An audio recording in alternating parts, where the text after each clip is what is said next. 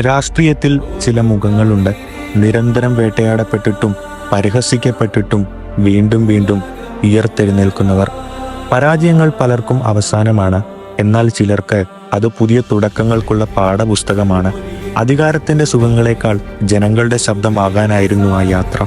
ഓരോ വീഴ്ചയും താഴെത്തട്ടിലുള്ള ഇന്ത്യയെ കൂടുതൽ അറിയാനുള്ള അവസരമാക്കി അയാൾ മാറ്റി. പിന്നീട് ചരിത്രം കണ്ടത് ഒരു പുതിയ അധ്യായമാണ്. വിമർശനങ്ങളുടെ മുനയൊടിക്കാൻ അയാൾ തിരഞ്ഞെടുത്തത് കനൽ വഴികളായിരുന്നു. കന്യാകുമാരി മുതൽ കാശ്മീർ വരെ 4000 കിലോമീറ്ററിലധികം ഇന്ത്യയുടെ ഹൃദയമിടിപ്പ് തൊട്ടറിയാൻ ഒരു പദയാത്ര. അതൊരു രാഷ്ട്രീയ യാത്രയായിരുന്നില്ല, സ്വയം കണ്ടെത്തലിന്റെ തീർത്ഥാടനമായിരുന്നു. അതെ, ഈ യാത്ര ചരിത്രം രചിച്ചു. ഇന്ത്യയെ തൊട്ടറിഞ്ഞു. അവരിൽ ഒരാളായി ഈ മനുഷ്യൻ നടന്നു നീങ്ങി.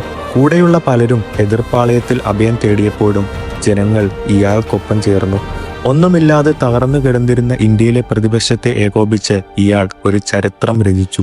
ഇന്ത്യയെ സംരക്ഷിക്കാനുള്ള പോരാട്ടത്തിൽ വീറോടെ ഈ മനുഷ്യൻ പോരാടി. ഒടുവിൽ അയാൾ ഇന്ത്യയുടെ പ്രതിപക്ഷ നേതാവായി.